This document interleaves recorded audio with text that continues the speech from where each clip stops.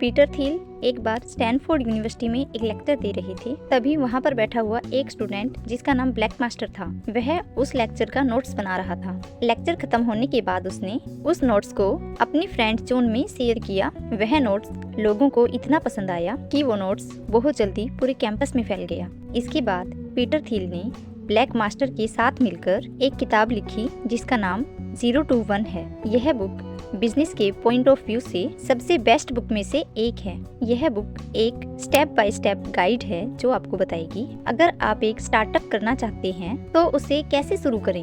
यह बुक आपको एकदम शुरुआती कदमों से लेकर आखिरी मंजिल तक पहुंचाने में आपकी हेल्प करेगी। पीटर थिल एक सक्सेसफुल एंटरप्रेन्योर है, ग्रेट बिजनेसमैन है, इसी के साथ एक ऑथर भी है। पीटर थिल ने एलोन मस्क के साथ मिलकर पेपाल शुरू की थी जो कि आज $10 मिलियन की वैल्यूएशन वाली कंपनी है। इसके बाद इन्होंने प्लांटीर टेक्नोलॉजी नाम की कंपनी शुरू की जो आज अपना IPO लॉन्च करने की स्टेज पर है। तो हम कह सकते हैं कि हम जिस व्यक्ति से गाइडेंस ले रहे हैं वह वाकई में हमें सही डायरेक्शन देने के लिए बहुत ही काबिल इंसान है।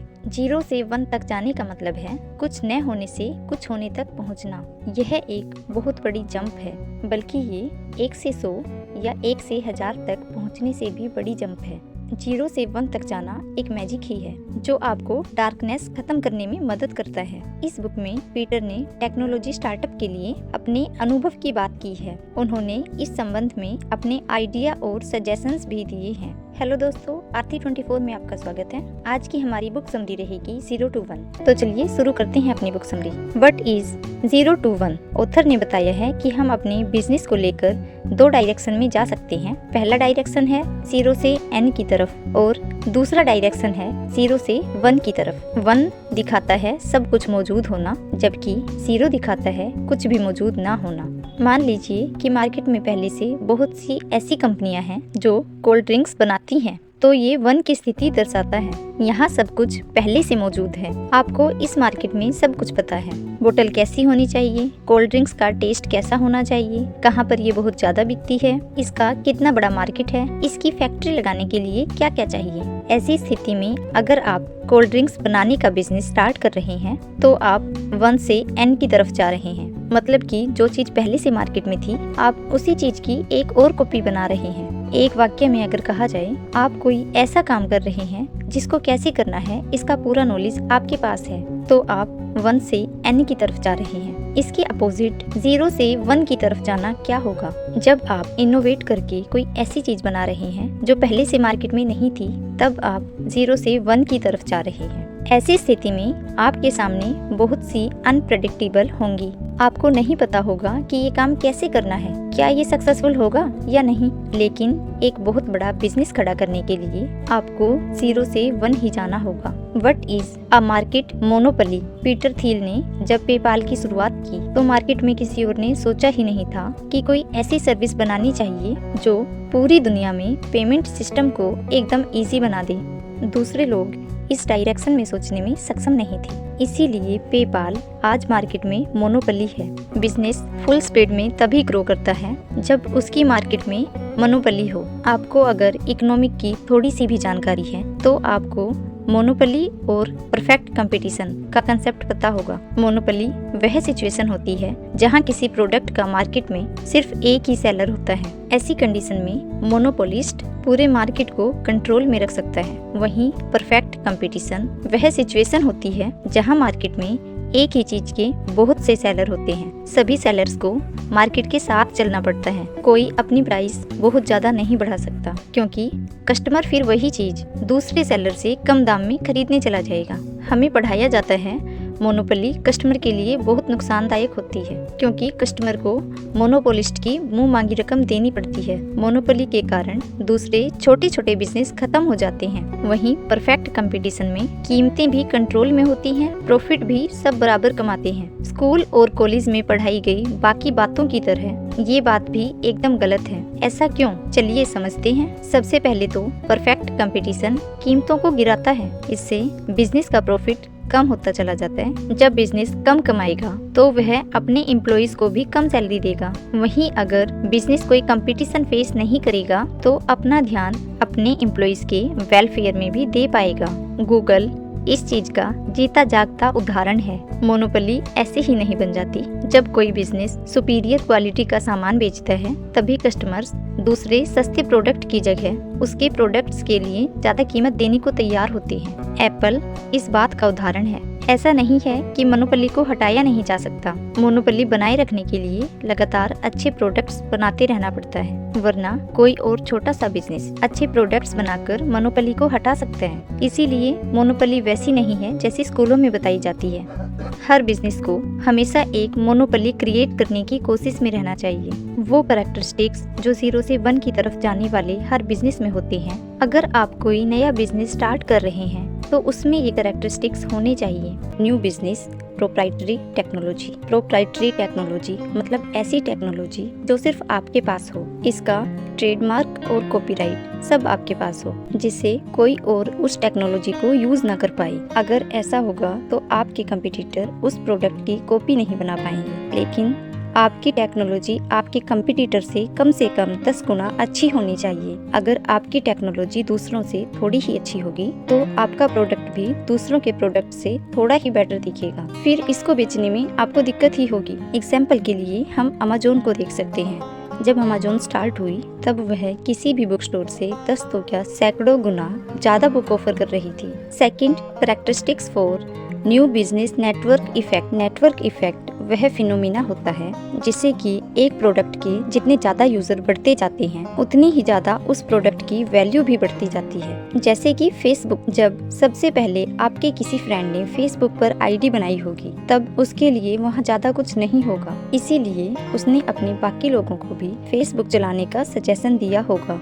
बाकी लोगों के जुड़ने के बाद उसका एक्सपीरियंस और भी बेटर होता गया। अब इस चीज का फायदा यह है, अगर अब कोई दूसरा सोशल मीडिया नेटवर्क लॉन्च होता है तो वह इतना पॉपुलर नहीं हो पाएगा क्योंकि हमारा सारा नेटवर्क तो फेसबुक पर है। सेम इसी कारण से आप व्हाट्सएप चलाना भी नहीं छोड़ सकते। Third characteristics for new business economy of scale. इसका मतलब ये है कि आपके बिजनेस के बड़ा होने की कोई लिमिट नहीं होनी चाहिए। अगर आपका बिजनेस एक लिमिट के बाद बड़ा होना बंद हो जाएगा तो आपका प्रॉफिट भी लिमिटेड हो जाएगा। आपके बिजनेस में इकोनॉमी ऑफ स्केल ऐसी होनी चाहिए, उसकी फिक्स कॉस्ट उतनी ही रहे लेकिन बिजनेस स्केल भी होता रहे। इसी चीज के लिए हमने ई बुक्स का एग्जाम्पल भी देखा था। एक नॉर्मल किताबों का पब्लिशर किताबों की फिजिकल कॉपी छापेगा जो कि एक लिमिटेड मार्केट में ही अवेलेबल होंगी। अगर उसके किताबों की डिमांड बढ़ती भी है तो उसको और किताबें छापनी पड़ेंगी जिससे उसकी प्रोडक्शन कॉस्ट भी बढ़ती जाएगी। वहीं जो पब्लिशर ई बुक सेल करेगा तब उसकी ई बुक पूरी दुनिया में कहीं भी खरीदी जा सकेगी।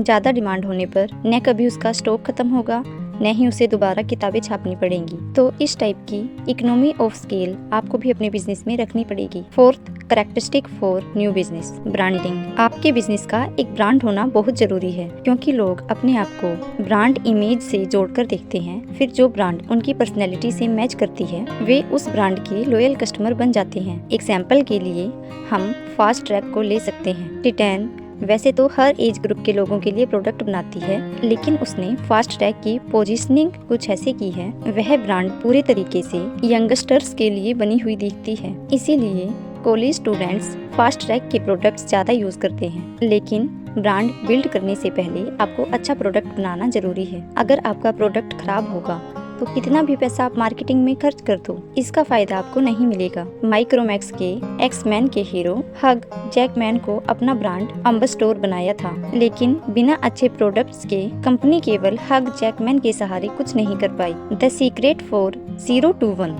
0 से 1 की तरफ जाने के लिए आपको कुछ सीक्रेट्स पता करने हैं, क्योंकि 0 से 1 की तरफ जाने के लिए आप कुछ नया तैयार कर रहे होते हैं। आप जो बना रहे हैं या लेकर आ रहे हैं वह इस दुनिया में एग्जिट ही नहीं करता, क्योंकि अभी तक उसे दुनिया में किसी ने बनाया ही नहीं है। किसी ने अभी तक उसे इसलिए नहीं बनाया क्योंकि किसी को उसके बारे में पता ही नहीं है। जो बात किसी को पता न हो वो सीक्रेट होता है, इसीलिए आप जो ढूंढ रहे हैं वो सीक्रेट है। आपका काम है उस सीक्रेट को पता करना। जैसे कि एयर बल्ब के आने से पहले होटल बिजनेस कई सदियों से चले आ रहे थे, लेकिन इतने सालों के बाद भी किसी को ये पता नहीं था अगर ट्रेवल्स को कम कीमत पर किसी अनजान व्यक्ति के घर पर भी रहने का मौका मिले तो वह होटल की जगह उस घर में रहना पसंद करेगा। होटल पर होटल खोलने वाले लोगों के दिमाग में भी ये बात नहीं आई। शहरों के कितने सारे घरों में मेहमानों के रुकने की जगह तो होती है, तब वही जगह टूरिस्ट लोगों के रुकने के लिए क्यों नहीं इस्तेमाल की जा सकती। लेकिन एयर बल्ब का सीक्रेट इस डिमांड और सप्लाई पर चला गया। अब वह बिना कोई होटल खोले पूरी दुनिया में टूरिस्ट को लोकल जनता के घरों में रुकवाकर अपना बिजनेस चला रहे हैं। फाउंडेशन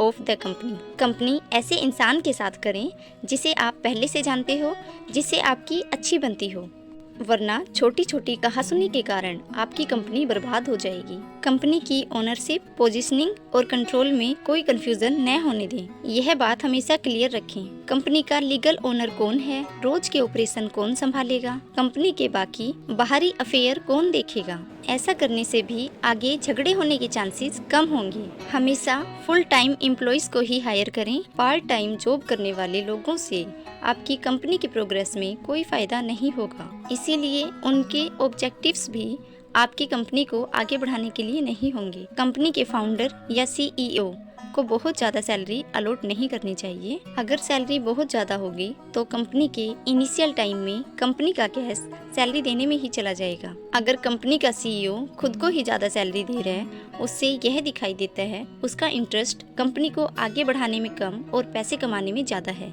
अगर कंपनी के इनिशियल एम्प्लॉइज को आप सैलरी के साथ इक्विटी भी अलॉट कर रहे हैं, किसको कितनी इक्विटी मिल रही है, यह बात हमेशा कॉन्फिडेंशियल होनी चाहिए। अगर एम्प्लॉइज को एक दूसरे की इक्विटी के बारे में पता होगा तो उनमें अपनी जॉब को लेकर डिससैटिस्फैक्शन आ सकता है। किसी भी एम्प्लॉय को अगर यह लगेगा उससे कम टैलेंटेड एम्प्लॉय को उससे ज्यादा इक्विटी मिल रही है, या तो वह जॉब छोड़ने का सोचेगा या फिर पूरी ईमानदारी से काम करना बंद कर देगा। ये सभी पॉइंट्स कंपनी के स्ट्रॉन्ग फाउंडेशन के लिए ऑथर ने बताए हैं। कंपनी मार्केटिंग, इसमें हम देखेंगे कि किस सिचुएशन में किस टाइप की मार्केटिंग करनी चाहिए। मार्केटिंग करने के लिए आपके पास ये कुछ पॉइंट्स हैं। कॉम्प्लेक्स सेल, यह सेल तब होगी जब आपकी डील्स लाखों में या करोड़ों में हो। अगर आपका प्रोडक्ट ऐसा है जिसकी कीमत बहुत ज्यादा हो, उसके सेल्स की प्रोसेस भी बहुत लंबी हो, तो आप कॉम्प्लेक्स सेल में डील कर रहे हैं। ऐसी सिचुएशन में जो भी खरीदार होगा वह सीधे कंपनी से बात करना चाहेगा, किसी सेल्समैन से नहीं। अगर आप ऐसी कंपनी के मालिक हैं तो आपको कस्टमर से डील करनी पड़ेगी। पर्सनल सेल वो होती है जिसमें सेल्समैन ही क्लाइंट ढूंढता भी है और उनसे डील भी करता है। सेल्समैन तब अपॉइंट किया जाता है जब आपकी कंपनी थोड़े महंगे प्रोडक्ट्स बेच रही है। इंश्योरेंस और फाइनेंस की कंपनी में सेल्समैन इसीलिए अलॉट होते हैं क्योंकि इनकी वैल्यू तो ज्यादा होती है लेकिन बहुत ज्यादा नहीं होती। एडवर्टाइजमेंट तब की जाती है जब प्रोडक्ट बहुत लो प्राइस की हो, जैसे कि ग्रोसरी और कॉस्मेटिक आइटम्स की हम केवल एडवर्टाइजमेंट देखते हैं। इनको बेचने के लिए हमारे पास कभी सेल्समैन नहीं आता। एडवर्टाइजमेंट के माध्यम से कम पैसों में बहुत सारे लोगों तक हमारे प्रोडक्ट की अवेयरनेस पहुंच जाती है। वायरल मार्केटिंग तब होती है जब प्रोडक्ट की कोर फंक्शनैलिटी उसके यूजर्स को अपने फ्रेंड्स और फैमिली मेंबर्स को इनवाइट करने के लिए इंकरेज करती है। ये मार्केटिंग सबसे सस्ती और सबसे ज्यादा तेज होती है। अगर यूजर्स को ज्वाइन करने और इनवाइट करने की प्रोसेस एकदम ईजी होगी तो आपके प्रोडक्ट्स की वायरल मार्केटिंग होने के चांसेस सबसे ज्यादा बढ़ जाएंगे। इनवाइट एंड अर्न वाले एप्स अपनी वायरल मार्केटिंग ही करते हैं। 7 questions before starting a company. अगर आप अपनी कंपनी स्टार्ट करने की सोच रहे हैं तो पहले आप अपने आप से ये 7 सवाल पूछिए जो हमें ऑथर ने बताए हैं। क्या आप ऐसा प्रोडक्ट लेकर आ रहे हैं जो बाकियों से कई गुना बेहतर है? नंबर 2, क्या यह आपके बिजनेस को स्टार्ट करने का सही समय है? कहीं आप समय से बहुत पीछे या बहुत आगे तो नहीं चल रहे हैं? नंबर 3, छोटे से मार्केट में ही सही, क्या आप मोनोपोली क्रिएट कर रहे हैं? क्या आपके साथ जो टीम है उसमें सही लोग हैं? नंबर 5, क्या आपके पास प्रोडक्ट को मैन्युफैक्चर या डिस्ट्रीब्यूट करने का सही प्लान है? नंबर 6, क्या आपका बिजनेस आगे आने वाले 10-20 सालों तक अपनी पोजीशन पर बना रहेगा? नंबर 7, क्या आपने ऐसा सीक्रेट ढूंढ लिया है जिस पर अभी तक किसी की नजर नहीं गई? तो दोस्तों, ये बुक समरी हमारी यहीं पर समाप्त होती है। जल्दी ही मिलते हैं नई वीडियो के साथ। अगर वीडियो पसंद आई हो तो वीडियो वीडियो को लाइक करें। बिजनेस से रिलेटेड अच्छी ऑडियो बुक सुनने के लिए चैनल को सब्सक्राइब कर लें। अपना कीमती समय देने के लिए धन्यवाद।